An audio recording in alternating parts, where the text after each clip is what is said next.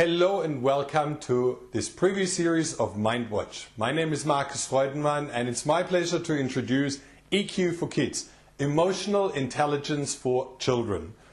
And you know, what does that high scientific word, emotional intelligence, have to do with our kids? Well, a lot. Look, IQ, which is intellect, knowledge, wisdom, all the stuff that we feed into their mind, well, that's up here, that's head heavy. And EQ, which is emotional intelligence, is the heart. Well, what do you want? Very clever children or very authentic children with an open heart, with a full heart, who can live a life with emotion, with passion, with very controlled emotions? Well, that's exactly the difference. And that's why in many cases, in many scientific research, it's said even in highest position in companies, EQ is a lot more important than IQ. And that's why while they feed IQ at the school and they burn them all that wisdom and knowledge in their head, parents are usually the ones that give them that emotional intelligence. And that's why this is your job. And this is why I'm going to share with you some concepts with that. Now, I can't fill in a whole 2-hour workshop into this 10 minutes which I have available here. And that's why if you like what I share with you now, go to www.mindwatch.com.au as it's written underneath and just sign up for our free workshop. It's a free 5-day workshop. I sent you 5 emails and they're all about emotions, emotional intelligence, wisdom, knowledge, how we combine them and how we bring our head into our heart. Okay? Now let's start. Let's look at this. This is a beautiful little child. Now, that has an emotional body. That red cloud represents the emotional body. Emotions are the transmitter, as we know, who transmits our thoughts into the world. What you think about is what you feel, and that brings out into the world and brings back accordingly, or lets us act in a certain way. And if we fill into this emotional body a lot of, you can't do that, that's not possible, we can't afford that, that's not really cool, no, we don't do things like that, and a lot of dogma and opinion and restrictions and judgment, well, then you fill in a lot of packing. And you can really see that in a way, now my red pen is gone, you can really see that. Like from small on, you create one layer after the other and you close that.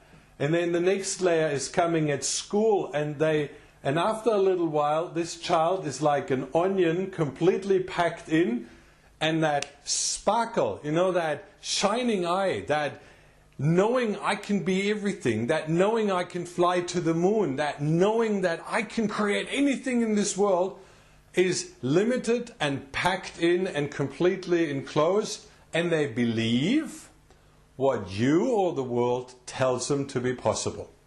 And that's pretty much the first of these universal laws.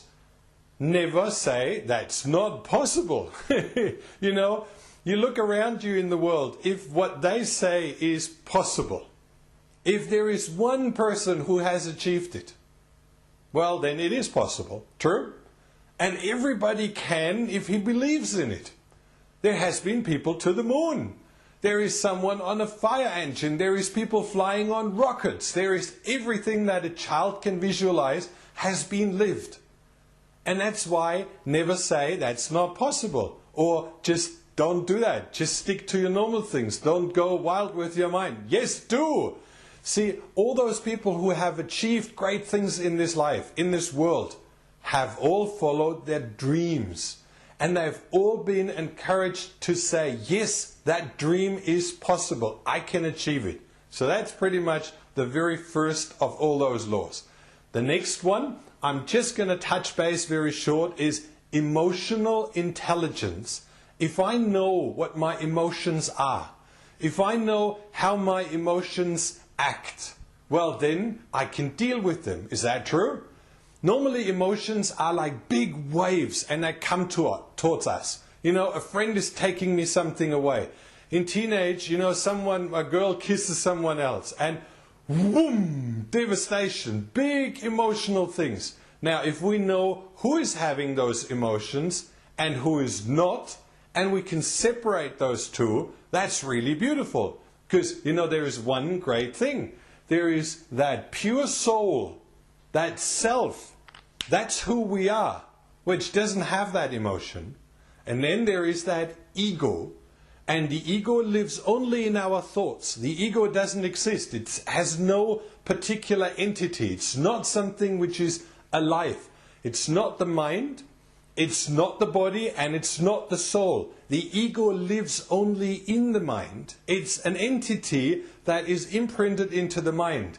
Now, the only one who has emotional reactions and tries to associate and to defend and to argue and to do anything is the ego, but it's actually not us. It's just an entity that has gone haywire. Well, if we know that, and we teach that to children quite nicely, they go and, okay, your ego is just playing up, and we still see the beautiful person which is not associated to that ego.